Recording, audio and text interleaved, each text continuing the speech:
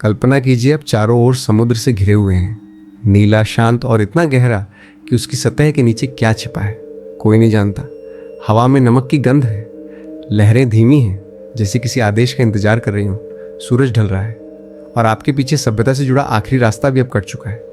ये कहानी किसी भूत की नहीं है, ये कहानी उन लोगों की है जो घूमने आए थे और फिर कभी वापस नहीं लौटे। अंडमान द्वीप समूह को दुनिया स्वर्ग कहती है, पर हर स्वर्ग की एक सीमा होती है। उस सीमा के आगे ना कानून काम करता है, न नक्शे और न ही इंसान की पहचान। दिन में ये जगह सुंदर लगती है, नीला आकाश, सफ़ेद रेत, हंसते हुए पर्यटक। लेकिन जैसे ही शाम उतरती है ये द्वीप कुछ और बन जाता है। यहाँ रात डराती नहीं, यहाँ रात आवाज़ नहीं करती, यहाँ रात बस चुपचाप देखती रहती। साल 2018 दिल्ली से 3 दोस्त अंडमान पहुंचे। राघव, एक ट्रैवल ब्लॉगर जिसके लिए हर जगह एक कहानी थी। समीर, कॉर्पोरेट जिंदगी से थका हुआ जिसे कुछ दिनों की शांति चाहिए थी। और निशा, एक फोटोग्राफर जो तस्वीरों में इंसानों की खामोशी ढूंढती थी। उनकी यात्रा साधारण थी, कम से कम उन्हें ऐसा ही लगा। पोर्ट ब्लेयर से हैवलॉक, हैवलॉक से नील आइलैंड। नील आइलैंड पर उन्होंने पहली बार कुछ अजीब महसूस किया। एक छोटी सी दुकान पर जब राघव ने पूछा, यहाँ और कौन से द्वीप देख सकते हैं, दुकानदार ने पल भर के लिए उसकी आंखों में देखा, फिर नजरें हटा ली। इधर काफ़ी है कहकर उसने बात टाल दी। लेकिन उसी रात एक मछुआरे ने शराब के नशे में एक नाम ले लिया, एक ऐसा द्वीप जो नक्शों में नहीं था, जो पर्यटन विभाग की सूची में नहीं था। अगली सुबह जेटी पर एक बूढ़ा नाविक मिला।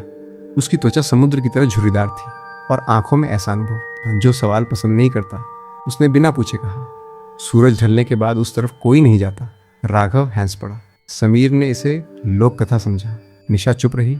डर वही चीज है जिसे इंसान सबसे पहले नजरअंदाज करता है। नाव आगे बढ़ी। जैसे जैसे द्वीप पास आता गया, मोबाइल नेटवर्क खत्म होता गया, जीपीएस रुक रुक कर चलने लगा और हवा भारी होने लगी। समंदर असामान्य रूप से शांत था, न लहरें न पक्षियों की आवाज। द्वीप सामने था, कोई लाइट नहीं, कोई बस्ती नहीं, सिर्फ जंगल, समंदर और एक पुरानी टूटी हुई झोपड़ी। राघव ने कैमरा चालू किया। ये जगह बिल्कुल अनछुई है, लेकिन सच ये था, कुछ जगहें अनछुई नहीं होती, कुछ जगहें छोड़ी हुई होती हैं। पहली रात हवा अचानक रुक गई। समंदर जैसे सांस रोककर बैठ गया हो।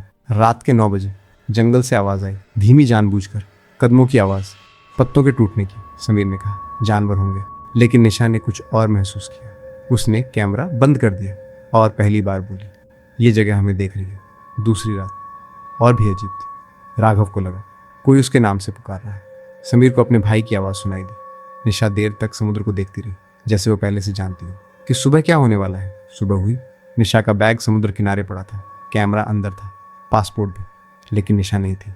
ना रेत पर पैरों के निशान, ना झाड़ियों में टूट फूट, न समुद्र पर कोई संकेत। समंदर सब कुछ धो देता है, लेकिन सवाल छोड़ जाता है। घबराहट शुरू हुई, चिल्लाने से ज्यादा खामोशी थी। 48 घंटे बाद मामला सामने आया। Coast guard, marine police, helicopter. Report बनी संभावित डूबने की घटना, लेकिन स्थानीय लोग जानते थे ये दुर्घटना नहीं थी। राघव का कैमरा मिला। आखिरी वीडियो में निशा की आवाज़ कांप रही थी, कोई हमें देख रहा है। जंगल से वीडियो के आखिरी फ्रेम में पेड़ों के बीच एक आकृति, न पूरी इंसान न पूरी परछाई। फुटेज जब्त कर ली गई, कभी सार्वजनिक नहीं की गई। तलाशी अभियान के दौरान समीर भी गायब हो गया। तंबू के अंदर से जिप पूरी तरह बंद, बाहर सिर्फ गीले पैरों के निशान जो समुद्र से जंगल की ओर जाते थे। पोर्ट ब्लेयर में राघव पूरी तरह टूट चुका था। उसने बताया, रात को उसे अपनी माँ की आवाज़ सुनाई दी, समीर को अपने भाई की, और निशा बस सुनती रही जैसे वो पहले से जानती थी। राघव बोला, आस पास के गांवों में पूछताछ हुई, लोग डरते नहीं थे, लोग जानते थे। एक बुजुर्ग ने कहा, समंदर सब कुछ नहीं ले जाता, कुछ चीज़ें लोग ले जाते हैं। ब्रिटिश काल के दस्तावेज मिले, 100 साल पुराने, हर दशक में लापता लोगों का जिक्र, कारण वही अज्ञात परिस्थितियाँ।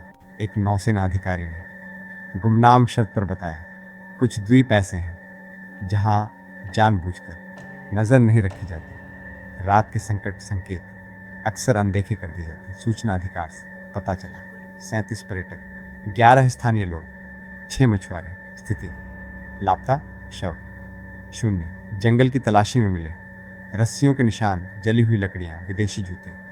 ये जंगल खाली नहीं था, ये इस्तेमाल किया जा रहा था। राघव ने बाद में कहा, हमें पकड़ा नहीं गया, हमें चुना गया। उसने देखा था कुछ लोग जो बाहर से सभ्य लगते थे लेकिन जिनकी आंखों में इंसान नहीं था। अंडमान की भौगोलिक स्थिति इसे अवैध रास्तों के लिए आदर्श बनाती है, जहां इंसान सामान बन जाता है और पर्यटक सबसे आसान शिकार। एक रात रडार पर संकेत मिला, रात 3:12, सिर्फ 90 सेकंड, फिर सन्नाटा।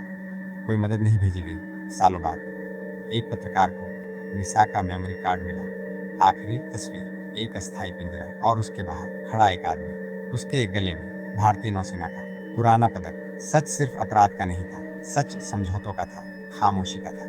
इसीलिए केस बंद हुए, इसीलिए द्वीप धुंधले कर दिए गए। आज भी अंडमान में पर्यटक लापता होते हैं और हर जेटी पर एक बूढ़ा नाविक आज भी यही कहता है, सूरज ढलने के बाद कुछ द्वीप आपको वापस नहीं आने देते। अंतिम निष्कर्ष, ये कहानी डर की नहीं, ये कहानी सिस्टम की है। दुनिया के कुछ कोनों में इंसान की कीमत आज भी बहुत कम है और कुछ यात्राएं सिर्फ जाने के लिए होती हैं, लौटने के लिए नहीं।